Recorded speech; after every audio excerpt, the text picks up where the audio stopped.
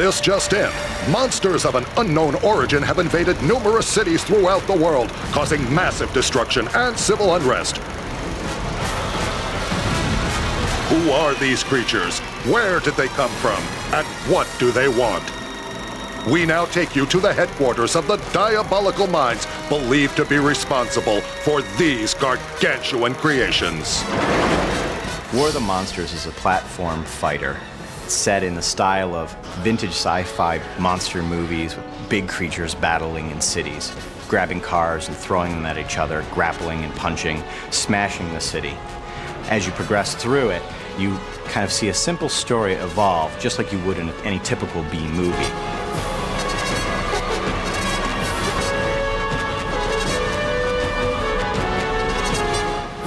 Armies are mobilizing while local authorities are doing their best not to aggravate these gargantuan beasts.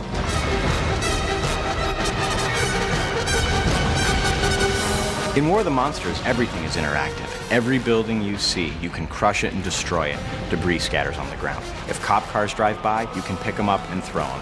Climb to the top of a skyscraper and there's a radio tower there, peel it off, throw it at your enemy and impale him. So it's not just the stuff's interactive, but they also actually function differently. So when I grab like a power transformer off of a building, I actually can fire electrical blasts out of it. You can do things like sneak up on people and kind of shove them into the power lines and watch them get shocked. When the military attacks you, if you take the risk to run up at them, you can pick those guys up and you can launch missiles at your opponents. There are some levels where just swarms of military choppers right out of the movies will come right at you, and you can smash and destroy some of them, or you can grab one, look at your opponent, and then throw it right back at him. Just like the monsters of the Atomic Age, these titanic nightmares seem to be bent on the destruction of anything in their path. Buildings are being knocked over like blocks. Cars hurled like toys. The cityscape has become a giant playground for these battling behemoths. The environments not only provide debris and things to throw, but they also have a number of built-in weapons to them or built-in events that occur. We have this kind of neon futuristic city setup where you can actually trigger tidal waves that will come out and kind of wash your enemies partially away. We have another one that's set in this tropical resort kind of setting with a volcano in the background that's supposedly dormant, and as you fight kind of on the shoreline, you can actually find ways to trigger the volcano, which will begin raining hot lava down at your opponents. Here at WPSU News, we are tracking each monster as it rampages through the streets, causing great havoc. Once these creatures get closer to each other, we'll be switching you live to our close combat camera for a better view of the action. We didn't want to be a standard fighter, tied down in hand-to-hand combat. We wanted to be able to have the players do free roaming combat, long range and short range.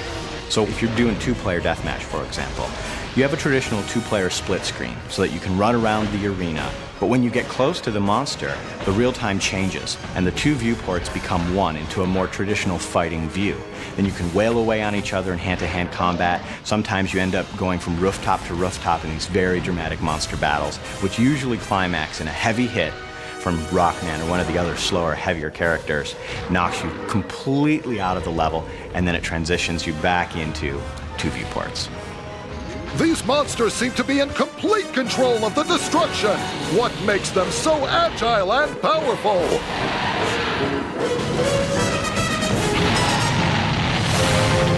When we started off designing War of the Monsters, we wanted to make the game very pick up and play, very mass market, but we didn't want to lose the hardcore gamer. So what we did was we developed a control scheme that allowed a newbie to pick it up and just wail away on the buttons and have a really good time. Simple light attack button, heavy attack button, hybrid action button, and jump. That's it. But then as you play further and further into the game, the more advanced players will find that they can do modified combos. What happens is as you play through the game, different types of mechanics emerge in different combos. So you might do jump and then climb a building, jump off the building, and then do a butt stomp. Go right into hand-to-hand combat, do up and heavy to do a stun hit, grab the guy and throw him into a building. Now those are all just mechanics that are built right off a very simple control pad layout, but they also yield a very spectacular combo.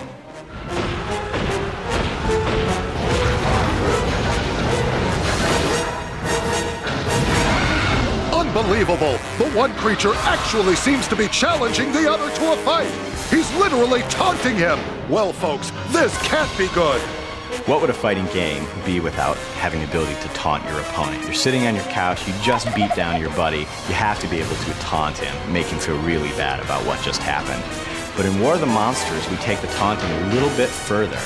When you get fully boosted, when your monster collects enough monster energy and you taunt, you get a boost. And for a set amount of time, you do like double or triple damage depending on the character. So taunting not only is cool just from the demeaning value to your opponents, but it also is an integral part to gameplay.